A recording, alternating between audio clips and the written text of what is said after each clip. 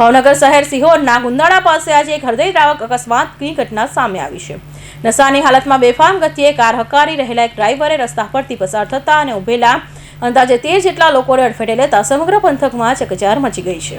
ભાવનગર સિહોરમાં કુલ સ્પીડમાં આવતી four wheeler, car, રિક્ષા અને ટુ વ્હીલર સવારના શ્રમિકોને કચડિયા પ્રત્યક્ષદર્શીઓ અને ભોગ બનનારના પરિવારજનોનો આક્ષેપ મુજબ કાર ચાલક ફૂલ નશાની હાલતમાં હતો અને કારમાંથી દારૂની બોટલો પણ મળી આવી છે।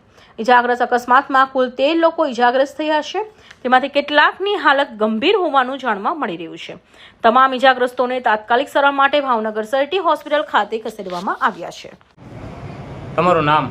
વલ્લભભાઈ હિંમતભાઈ ગોહિલ। કઈ જગ્યા રહ્યો ભાઈ? સિહોર રામનગર।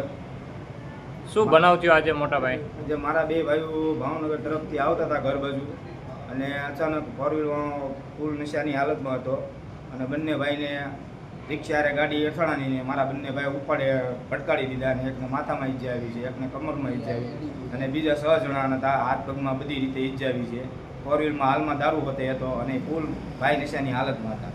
ફોર વ્હીલ ક્યાંથી આવતી હતી, ક્યાં જતી? ભાવનગર સાઈડથી આવતી હતી અને ગુંદાળા હોસ્પિટલની સામે સીસીટીવી કેમેરામાં રેકોર્ડિંગ આવી છે અને ત્યાં આવતા ગાડી ભટકાડી છે। અત્યારે કેટલા જણાની ઈજા છે? 6 જણાની ટોટલ। શું નામ? એકનું નામ છે વિશાલભાઈ હીરુભાઈ ગોહિલ, એકનું નામ છે રાહુલભાઈ રમેશભાઈ ગોહિલ, એ બંને મારા નાના ભાઈઓ છે અને બીજા લોકો 6 જણા છે, એમાં 2 હાલમાં સિહોરમાં એડમિટ છે અને 4 જણા ભાવનગરમાં આવ્યા છે, એમાં 2ને વધારે પડતી ઈજા છે અને બીજાને થોડીક રાહત છે। જે વાગ્યું તો એ શું લઈને જતા હતા? એ વાગ્યું તો એની પાસે ટુ વ્હીલ હતી, બંને મારા ભાઈઓ પાસે અને બીજા અન્ય મજૂર માણસો હતા।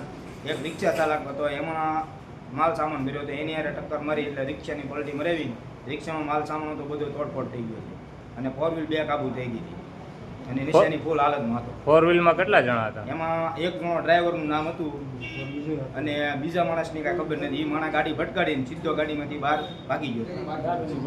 ઓકે। અકસ્માત એટલો ભયાનક હતો કે કારનો આગળનો ભાગ પડીકું વળી ગયો હતો અને રિક્ષામાં ભરેલો સામાન રસ્તા પર વેરાઈ ગયો હતો। સ્થાનિક લોકોના જણાવ્યા અનુસાર અકસ્માત સર્જ્યા બાદ કાર ચાલક ગાડી મૂકીને ઘટના સ્થળે ભાગી છૂટ્યો હતો।